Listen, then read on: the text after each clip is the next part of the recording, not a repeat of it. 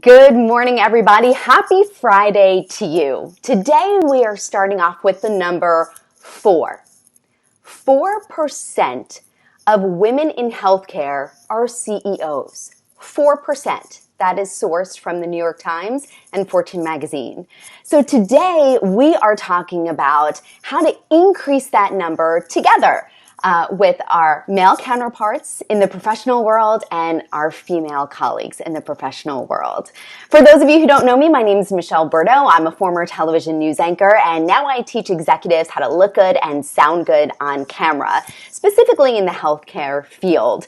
And today we have with us Tobi Moyle, and Tobi is a business coach, and she helps women across several industries, healthcare, finance, etc., on how to build one another up and build a culture where we are raising each other up instead of breaking each other down. So I'm going to bring her into the conversation now. Tobi, thank you so much for being here. I really appreciate your expertise because I know this is a topic that you often speak about at female entrepreneurship organizations. Thank you, Michelle, for having me. Yes, and to your point, as a female with a background in senior leadership positions within large financial institutions, it's a subject that's near and dear to my heart. And I'll add another number to your 4, which is 20. And less than 20% of board positions across the United States are held by females. So certainly a relevant topic because I know that you have a lot of females that watch your show. Yeah, and I think that growing up, I say with my air quotes, in the broadcast industry, this was always a very interesting topic because, as you know, it is competitive. I mean, there are literally 6 jobs in a television market that you would want to aspire to, right? There's the morning anchor, the evening anchor, and maybe a midday anchor. And there's only 3 slots for females, likely 3 spots for males. And so I'll just put it bluntly and say, Tobi, that to find a colleague that helped you rise up the ranks was few and far between. Because I think that people, whether they were aware of it or not, were scared. They were threatened because there's always someone younger. There's always someone with less wrinkles, right? Yeah. Who's coming up the ranks behind you, and it's cutthroat. Did you find that in the finance field as well? It's funny because we kind of smile as we talk about wrinkles and how we look and someone coming up behind us, but it's a reality, really. It's something that we think about as females. And I know, don't get me wrong, males have their own topics of things that they worry and think about and are concerned about. But yeah, absolutely. In the financial field, it's a very male-dominated industry, as anyone could guess, even if they're not in the field. So yeah, it's something that you're always thinking about. And I think that's why I'm so passionate about personal development and working on yourself, being the best version of yourself that you can be. Because at the end of the day, it's the only thing that you have control over. We'd like to hope that people open their eyes to being more fair and treating people equal. And we're seeing progress in that. But at the end of the day, the thing that today that we can all impact is how we show up and making sure that we're working on ourselves to be as competitive as we can possibly be, so that when one of those 6 coveted slots opens up, or when one of the senior positions within the bank opens up, that you're ready to go out for that position. And I think it's also important to have that be a part of your demeanor every single day. I think that at least in my field, news directors, assistant news directors, they look at that with endearing eyes. I think it's something that they want in the newsroom, and I'm sure likewise it's something that you would want in your corporate office. I want to switch the framework of this conversation to talk about the 7 tips that you have for women who might be in a situation where they're having a hard time getting that next promotion and maybe having a hard time just looking themselves in the mirror and feeling so stagnant. We want to give them those 7 ways that they can build themselves up and in turn build others up. So, okay, we're going to start with number 1. And number 1 for you is aim high. That's right. And we're going to share 7 tactics that I talk a lot with audiences about, female audiences. But if you stay tuned to at the end, I'm going to throw on a little bonus, if you will, a little 8th tip that I think is important as well. So if you have the time, make sure you stay tuned. But yes, aim high. So let me caveat what I'm about to say with, if you don't want to climb the corporate ladder, if you're someone that's very content and happy exactly in the level at the position that you are, that's fantastic. There's no rule that says that you have to keep climbing, right? But if you are someone that really does have aspirations to have that corner office, I like to say, or that executive level position, I think it sounds so elementary, but you have to start with aiming high. You have to start with setting a goal for that exact position that you want. And by that, I mean writing it down, visualizing it, actually thinking about it. What we think about every day becomes our reality. You can get into a whole nother conversation, Michelle, that we won't get into now about tactics versus kind of a mentality and a mindset. But there's no question that, in a lot of studies to prove that having a goal, a defined goal, matters. So I think you have to aim high. Don't sell yourself short. If that's something that you've always wanted to do, like I said, to kind of climb the ladder, then go for it. Make that your goal. Make that your goal for this year, for next year, and whatever it's going to take to get there. I think you said something important there, and that's having a measurable goal. Like, you want to not just say, I want to be a part of the C-suite. You want to say, I want to be a part of the C-suite within the next 5 to 10 years, or whatever your goal is, so that it's a little bit more defined than just, I'm going to do that one day, right? Absolutely. Like, you want to almost map it out and write it down, map it out of what is the best way for me to get there. And I'll tell you something that I used to do in broadcasting, because everybody has a different story. And I'm not sure if that's like that in the finance world. I would love to get your input. But for us over in broadcasting, it was not a linear growth pattern. So what I mean by that is, typically you start out as a reporter, you earn your chops, and then you get a reputation, and then maybe you get moved over to the anchor seat. That's not the case for everyone. Some people walked into the anchor seat for whatever reason.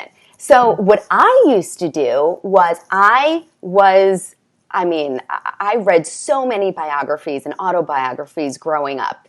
And I would always pick people in the broadcast realm of, how did they do it? I just wanted to learn, how did they get to where they were? What was their path? So I could create my own written path of how I saw myself. How was I going to strategize and what I offer my career choreography? How was I going to build that dance for myself so that it was going to still represent the best parts of me and not have me going to a job in North Dakota just because it was an anchor job. No disrespect to North Dakotans. No, I get it. But, so being in a certain geographic area was important to me. And I knew that about myself, which takes me to number 2. Know yourself. Know yourself. Know thyself. Right. And by the way, I'm going to totally steal your career choreography. So I'm writing it. Jot it down. But yeah, know yourself. So self-awareness, right? It's a hot topic as well. And there again, might sound a little basic, but gosh, if you know something about yourself, you don't want to, let's use your example, Michelle, it's a great one. You want to move up in your career, but you know that relocation is just not something that you want to do, or maybe it's physically just not an option for whatever reason.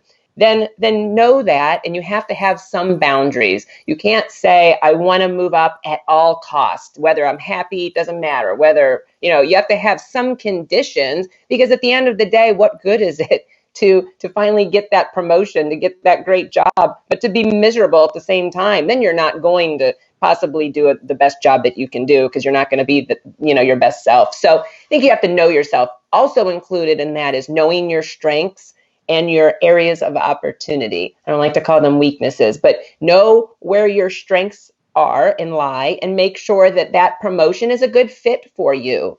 So there's a very romantic idea in some people's minds about moving up. It's a bigger paycheck. There's more perks. It's a more esteemed position. People might think better of you. I think there's just a lot of things in our culture and our society that associate with a senior level position. But there again, doesn't mean that it's going to be all roses and sunshine. And maybe your personality is a perfect fit for exactly where you are right now. So I think self-awareness goes hand in hand with giving yourself a reality check and seeing why are you really wanting to move up. That's a big piece of knowing yourself as well. Is it just because you want to be able to show off to your friends in college that you finally made it and you did something, right? Or is it because you really want to serve your team at a higher level, or you really feel like you can bring value to an organization in a better way? If you were in a higher position, you could influence more change or more people. So I think you have to kind of dig in. And there again, that goes for males, females, and it goes for any industry, whether it's on broadcasting or finance or real estate or medical. I think you have to really understand your why. I love that. Always understanding your why. Something else I think is important to add to the conversation is just because you have a new title, a new role in your office, doesn't mean that you're on easy street. And I think you alluded to this, that you have new responsibilities, and you really have to think, am I the type of person that wants to take on that responsibility? Or am I going to be okay staying at the level that I am and getting periodic increases in pay? And maybe that's the better option, because as you get higher, just to put it bluntly, you're on the chopping block. So in broadcasting, if you don't have the ratings, who's on the chopping block? Not the reporters that serve the show or the producers. First to go is the anchor. Because it's always the face of the show, right? So that's a part of the equation for at least in the field that I was in, of you're taking on the responsibility of lifting up the ratings for the show and therefore the rest of your team, and serving in that capacity, as you were saying. How would you translate that in the finance world? Yeah, exactly the same. I think there's no question that banking is a for-profit business. So when there needs to be cuts, when they need to realize more of a profit on their balance sheets, they're going to absolutely look at the salaries of those higher paid individuals, which are those people that have climbed the corporate ladder. So it's just a reality. We all see it in the news all the time of COOs and CFOs that are displaced or asked to step down. So the quote that comes to mind is, to whom much is given, much is expected. So, be careful what you ask for. I used to joke, and coming up in my career, I was a commissioned salesperson for many years before I started going into management leadership positions. And I used to say to myself, when I was that commissioned, on the beat salesperson, I would say, I'll never let myself be put into a position where somebody's in a ivory tower somewhere out of state that has no idea who I am, that they can look down on a P&L and say, well, we need to make a few cuts. Who's this person here? Tobi Moyle. I don't care who she is. I don't care how great she is. She's costing us a lot of money, and we need to just cut that position altogether. Of course, years later, that's exactly what I did by moving up the corporate ladder. I put myself in exactly that position. But it goes back to really kind of thinking about it. One of the reasons that I left my corporate climb and started my own coaching business is I kind of was at a position, and believe me, I wasn't the CEO of the bank or anything, but I still had, moved up several levels of leadership. And I kind of got there, Michelle, and I looked around and I was like, I don't know, this is a totally different job, naturally, than it was when I started in the industry. The industry had changed, the business had changed, and it just didn't bring me the satisfaction and the happiness, frankly, that it used to. And I think that's a tough, even as I say it, I worry sometimes that it comes out, it sounds like I was unhappy, which I wasn't at all. I was grateful to have all of my jobs over those years. But you're allowed, women, you're allowed to say things are different or things are changed. Or if you do, which is something I wasn't even thinking of mentioning, but say you get a promotion, say that you go after this next level job and you get it, and say you get it and it doesn't really make you happy, you're allowed to say, hey, you know what? This isn't what I thought it was going to be. This isn't exactly what I was hoping for. And talking to the company and seeing if you can either go back to your old position or find something that does suit you more appropriately. I think sometimes we feel like we're trapped in our own jails of now we've gone there, now you get there, and now what, right? Like you're looking around like, oh, this isn't it. I was so adamant about focused on getting here that I didn't really think about what it was going to entail. So that's a long way to say that yes, in finance and the banking industry, there's certainly a lot of different levels on the hierarchy chart, and there's a lot of risk that comes with moving up that list. I love how you put that in context of you really have to think about what is the job going to be like once you're in that new role. Yeah. That's actually something I'm going to be talking about next week live here on LinkedIn, Facebook, YouTube, and everywhere else you could snap on our show.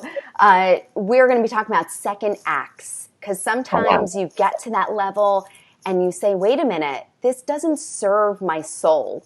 And you end up giving up your salary, maybe the prestige of a title, and it's tough. You really do have to go back to number one, which is knowing yourself.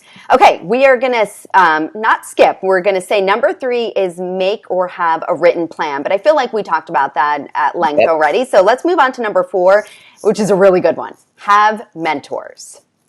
Yeah, so you mentioned it already by reading biographies. You said you would read and consume books to hear about other people's journeys. So a mentor, someone that you can look to along your journey, someone that you can gain knowledge from, gain advice from. Doesn't have to be a physical mentor or a coach like myself that you would hire. Doesn't have to be that person. It could be. But it could be that you read a book. It could be that you have a friend of a friend that you have lunch with one day and they just share their journey with you for an hour.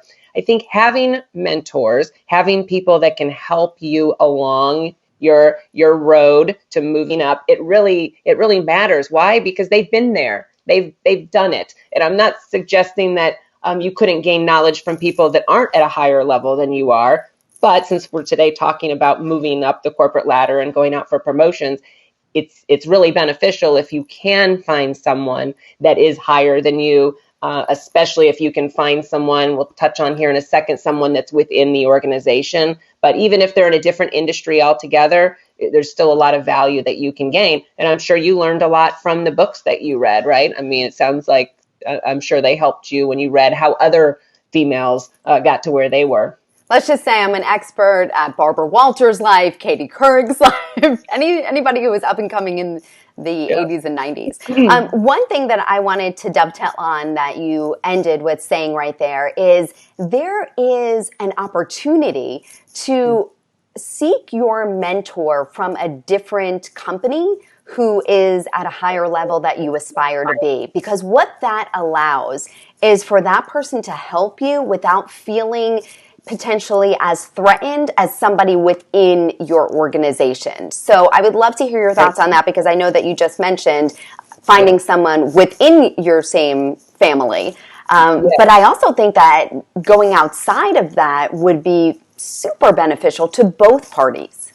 Absolutely. It's a great point. And because realistically, right, you hit the nail on the head earlier. There's only so many spots, right? There's only so many slots for senior level positions. So yeah, some people might really like you and might really think you're wonderful, but would they want to help you within the company at the expense of their own job? Probably not. So I think, one of the reasons, and this isn't a plug for hiring me as a coach or anybody as a coach for that matter, but one of the reasons I love having a mentor, having an advisor that's not within your organization is twofold. One, because they give you a different vantage point. They can just give you a different perspective. But also, two, is important because they can really give you some unbiased feedback and information. So there's a bias that comes with someone knowing you. So if someone works with you inside of an organization, they might, not always, but they might not want to be kind of brutally honest with you because for fear that they have to see you the next day, right? Every day they come in, they have to interact with you and play nice.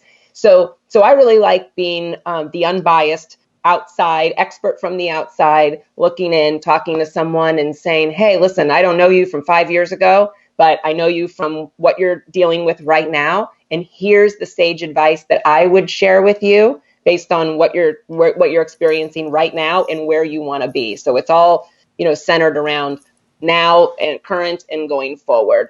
But yeah, I think it's very overlooked, and maybe even more in my experience from managing and leading sales people, both males and females, for many, many years. I would say that females more generally than males try to figure things out on their own sometimes, rather than asking and going to someone and looking for a mentor or a coach.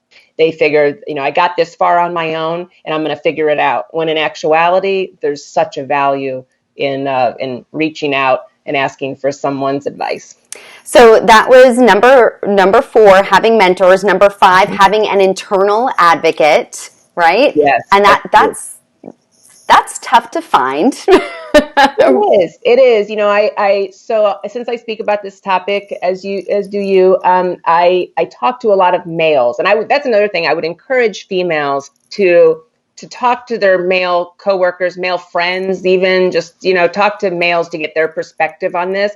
And when I've asked many males that I know that are CFOs, CEOs, presidents of companies, this comes up a lot, and they usually will say, one of the first things when I will ask them the question, what advice would you give to a female that wants to move up within their company? Have someone in the company that is their advocate. Have someone, another way they like to say it, it's very succinct, is have someone that when you're not in the room, someone there that's speaking really positively about you, someone that's bragging about you, someone that, when no one else is listening, they're still just, saying how wonderful you are. It's important because you're not going to be in those rooms. And to your point, though, it might be a little it's almost like you can't just go out naturally. You can't go out and say, hey, will you be my advocate? Will you, please say nice things about me when I'm not in the room? You have to earn that. That's something that, there again, going full circle, that's something that you get as a result from doing a great job and being a great person and helping others within the workplace. That's just something, but it's important to know as well. Don't be fooled if you don't have someone in the company that you feel you have a really great connection with and that you can trust and that you would call a confidant. That means that you don't have that. So I would make it a point sooner than later to identify one or two of those people. I think that it's important to add to the conversation that how you get that advocate. So I'll tell you a brief story, Tobi, about in news again, obviously. I remember I was starting out anchoring in a new market, and I asked the advice of a female anchor who happened to be younger than me, but was at the station longer. And I was like, hey, can you just look at this latest show that I anchored? Give me some feedback. What do you think I could do better in humanizing this story, et cetera, et cetera? Tobi, she was shocked. She literally asked me, why are you asking for my advice? Wow. And my answer to her was, because I respect how you do your job. Yeah. And she was floored because it is ingrained in some industries to be cutthroat. Yes. And vicious. Yeah. Was she flattered? I mean, was she like... She was flat, and we ended up having a great friendship beyond that. But my point in bringing this story up for those who are listening right now is the idea of you have to go out and seek these conversations and seek the feedback so that your coworkers know a couple of things. One, that you're not threatening.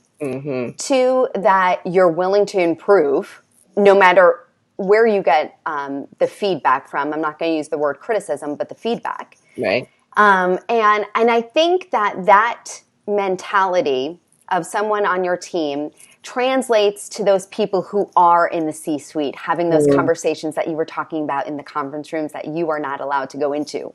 Right. And I think that when you just switch your point of view and you open yourself up, it's not at a point of weakness, but a point of empowerment for you.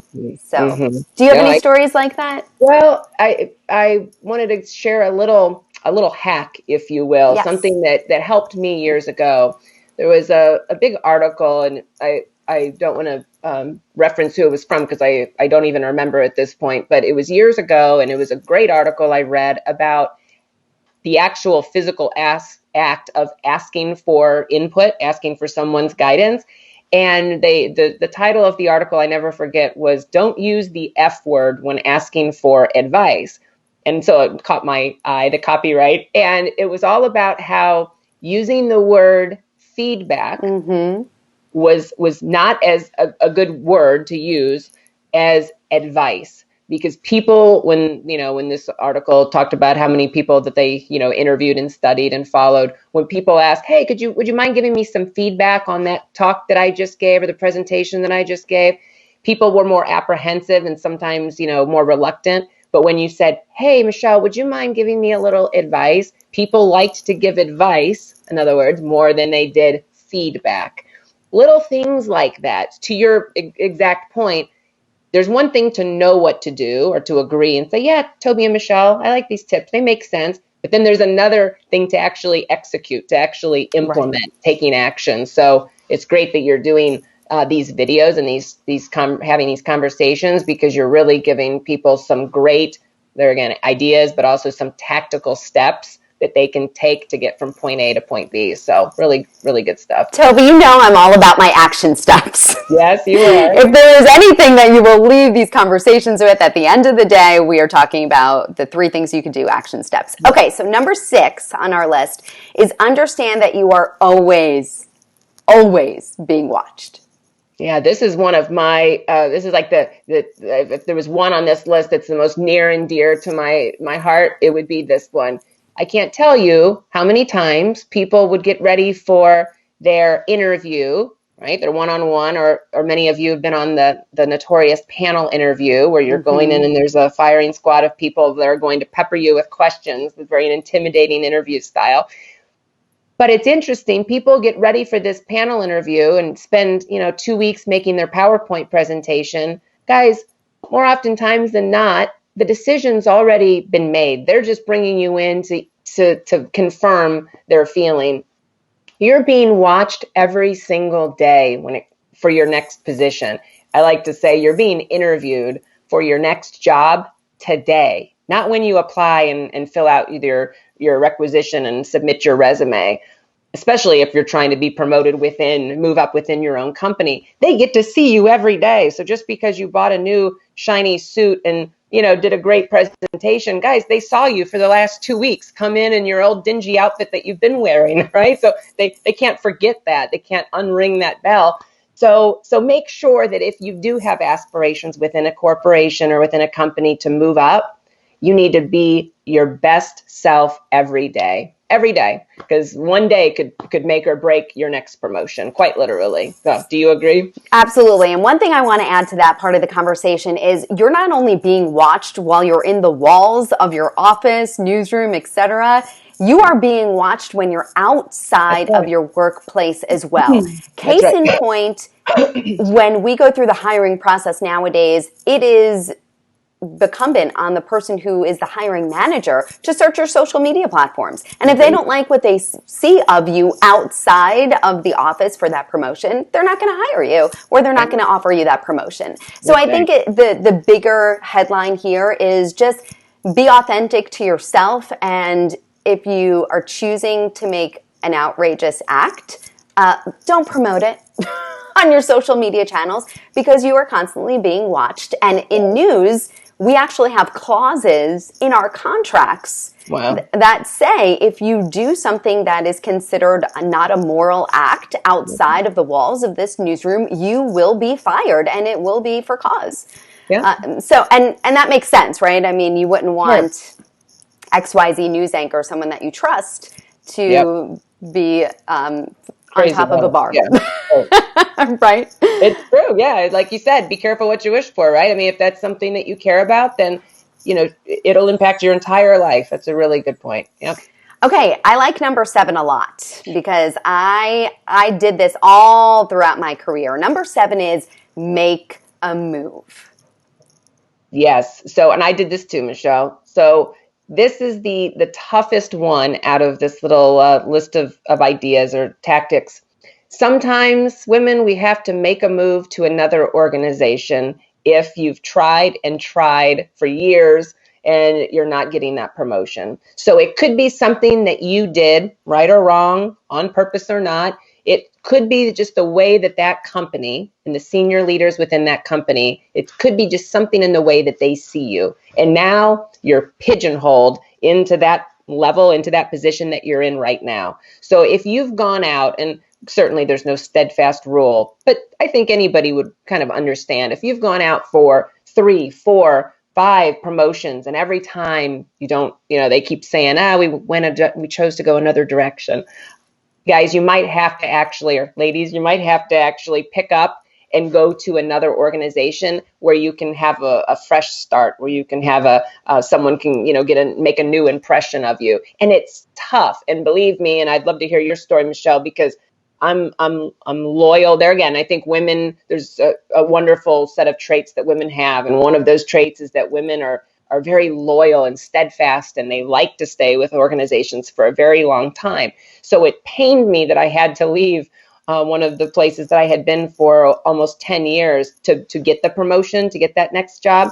But I had to. It was never going. Once I hit that realization that, I was achieving and hitting all the numbers and everything was great, I'm like, they're not going to promote me at this company. It's never going to happen. I'm going to have to go. There's an old adage that says, you're almost always more valued at another organization versus the one that you're at. And it's sad to think that, but there's a lot of reasons for it. But it's just a sad reality. And so if it really means that much to you, more than, giving up your tenure at the place you're at now, yeah, you might have to just pick up and start your journey at that next level somewhere else. Did you have to move organizations ever throughout your career? I mean, there was a time frame in 5 years I had 8 different addresses. And it was back in the day when we used to have address books that we would input with pen and paper.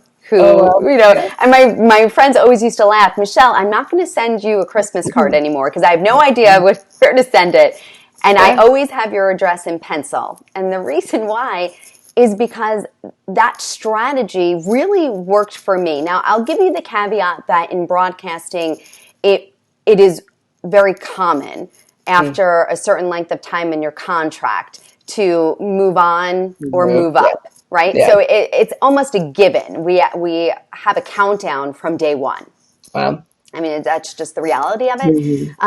But I do really have in my mind the idea that when you walk into an organization and you're a reporter, for instance, in a news organization, a lot of times when you hit these bigger markets, you will remain the reporter.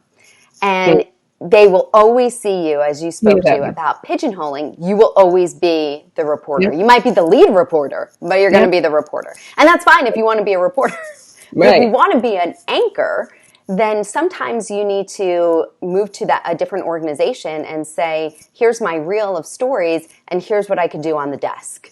And to get that next opportunity. And that may mean that you're moving to, in news, you're moving to a totally different market with no friends, no family, and no support system. So people who are able to do that day in and day out, they have the ability and the opportunity to move up faster because they're willing to move for the job. Once your life and your priorities switch and you put down roots, or you have a family and now your kids are in school systems that you like, the challenge is how to navigate your career so you feel as if you are continuing to move up and providing a service for your why, like you mentioned a couple of minutes ago, to feed your soul, because otherwise you're just going to be feeling very stagnant. Right. Yeah. And that leads us to your PowerPoint. Yes. Don't write me, Microsoft. No. your extra tidbit for people who are trying to increase this number of 4% of CEOs in the healthcare industry. What do you got for them, Tobi? My little 8 bonus tip, if you will, would be I know we're talking about moving up, climbing the corporate ladder. However, don't be afraid to sometimes look at a lateral move. So a move to a position that might not be higher on the hierarchy chart, might not seem like a bigger paying position because it might not be.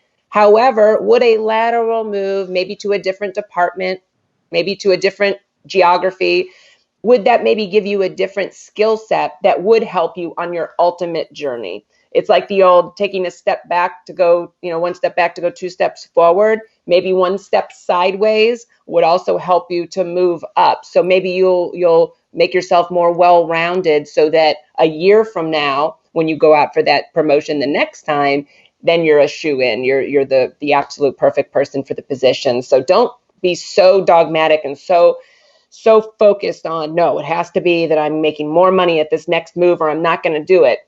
That's great, but you're going to, you'll maybe have to sacrifice some of your long-term success for that. So I always say, keep your options open, and remember that this is a marathon, not a sprint, and we're talking about your career. And we know that we're talking 10, 20, 30 years. So if you have a goal, if you don't get there in the first year or 2 years, it's okay. Relax, breathe a little bit, look at some other options. I love it. Okay, I am going to read down the 7 tips plus your bonus, right, to give everybody a fresh list before they leave us. But then I'm going to challenge you, Tobi, and I'm going to ask you, so start thinking about it now. I'm going to ask you, out of your 7, aka 8, because you're bonus, out of your 8, pick 3 that are the most powerful steps to offer women as they leave us today. And I'm even going to say men too, because I really don't think that these tips are exclusive to women. Agreed. Okay, so here we go, everybody. Get your pens and papers out, but not if you're driving. Okay, aim high is number 1. Number 2, know yourself. Number 3, make and have a written plan. Number 4, have mentors. Number 5, find an internal advocate. Number 6, understand that you're always being watched. Number 7 is make a move. And power tip number 8 was consider making a lateral move. All right, Tobi, the ball is in your court. What are your favorite 3? Easy task, no question, because the 3 that first come to mind these are 3 that are deal breakers if you don't do them. So I would say the 3 most important out of that list. Number 1, having the plan, having a plan of attack, and having some tactical steps. Having a goal is great, but how are you going to get there, right? So having an actual defined plan, you hit the nail on the head earlier, Michelle, and that means having very specific plans, having things that are measurable and time-based, that have deadlines. The other, number 2, that's really important to me is understand that you're always being watched. Number 6, understand that you're always being watched. I think sometimes we get a little comfortable in our roles. We get thinking everybody's our buddies and our friends. And then, like I said, that same buddy that you went out with last weekend and had a fun, evening with, being goofy, that same person that's going to be making the decision on your to promote you or not 6 months from now. So understand that you're always being watched. And then number 3 is make a move. That's a very important one, and that can be a deal breaker. If you get settled into your position and you're all cozy and comfortable and you're like, I'm going to stay in this company because I've been here 18 years, but it's going to happen for me. One day I'm going to be promoted. Mm-hmm. Guys, sometimes it's tough. It does require getting uncomfortable and like you said a minute ago, not knowing people, maybe not being in your regular environment. It's uncomfortable. However, it's absolutely necessary. Don't die on the vine at your organization and just, keep hoping, but pick up your bag and go somewhere that you really have a shot to move up. So I keep looking at this list, Tobi, because I think that this speaks volumes that we both share the power 3. Mine were, yes, because I think that they are all encompassing. So I picked out already, before I asked you this question, I knew for myself that number 3 was paramount, have a written plan like you mentioned.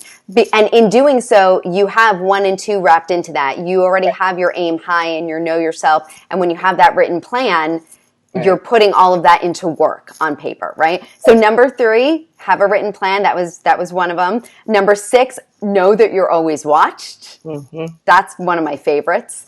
And I had number 8, consider a lateral move, But I think just the fact that consider a move is equally as important. What great tips. Tobi, thank you so much for your guidance in this conversation. Again, I'm going to leave people with the same statistic that we started off with, and that is 4%. 4% of CEOs in the healthcare industry are women, and that just is too low, everybody. So it doesn't matter, male, female, rise up, lift each other up, and have a voice. 11% of CFOs are women across all industries. That's crazy. Yeah, it's kind of crazy. It's crazy. All right, Tobi, tell people where they could find you and where they could hire you as a business coach. Yes, thank you. So the name of my business is Life is a Ladder, implying that life is a step-by-step process of improvement and moving up. So Life is a Ladder. You can find me at lifeisaladder.com. And I work with people via a video conference. So even if I'm not in your geography across the Southeast, I live in Georgia and Florida, even if I'm not in your physical territory, I would love to work with you via the internet. I love it, Tobi. Thank you so much. So lifeisaladder.com. You can find me at michelleberto.com. And we're always here to answer questions. I think that that's one of the most powerful things we could leave with is you in particular are so easy to talk to and you respond very quickly. So thank you, Tobi, for always being available and sharing your expertise. Thank you for this opportunity. Thank you, Michelle. I love it. All right, everybody, next week, I kind of talked about this during today's conversation with Tobi. Next week, we have my dear friend, Sunny Abada, who we were both anchors at Fox News here locally in Orlando together. We both made a huge switch. Tobi, you'll appreciate this. We both made a switch after motherhood, and next week we're going to be talking about second acts. So if you are listening to this and you are feeling stifled and maybe wondering, is there something better out there that serves my soul? Am I willing to give up the paycheck, the prestige, and all the benefits that go along with my particular job and make a complete 180 to serve yourself better? That's what we're going to be talking about next week. It'll be on Wednesday at 10 a.m. With my friend Sunny Abada. Tobi, thank you so much. I appreciate your thoughts. If you guys have any questions or comments, feel free to leave it on YouTube, Facebook, LinkedIn Live. We are part of the beta group. Thank you again, LinkedIn, for giving us access to live discussions like this one to help each other rise up and do better in our lives. All right, we'll see you next week. Thanks, Tobi. Bye. Bye.